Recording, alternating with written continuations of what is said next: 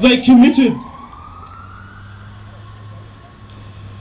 What would you do if the government burst into your home at 4 in the morning and interrogated you for 7 days?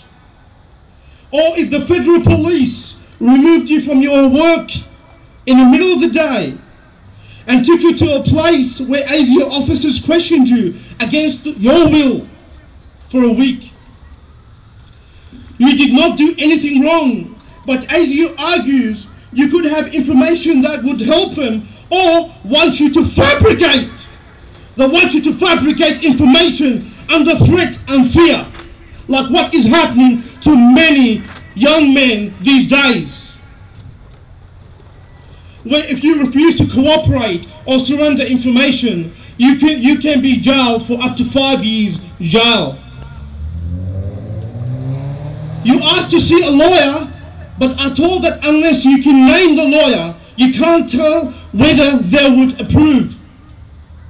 You tell the agent you don't know the name of the lawyers from the top of your head because you've never been in trouble with the law before.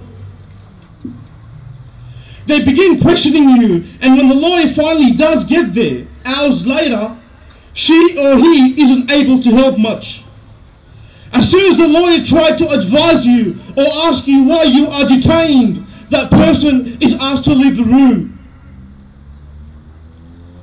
You are not allowed to contact family or friends during the 7 days while you are in detention. The Inquisition say that although they are not permitted to hurt you, however, even if they did hurt you, you are not allowed to say who did that, because apparently their identity is on high priority. Top secret. Bullshit.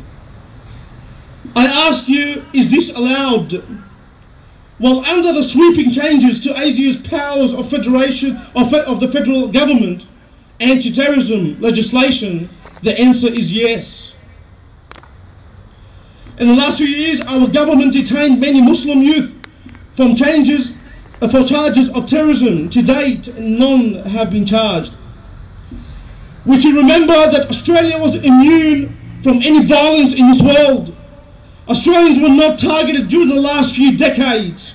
However, because of Australian Federal Police and ASIO's enormous and attractive budget, all of a sudden now we have terrorists in our backyards, and they appear to be of Australian Muslim community. So let's go and get them. Now it is the turn for Muslim Australians to be collectively punished and enable the governments of the world and our government to cover up the lies for attacking Iraq and Afghanistan.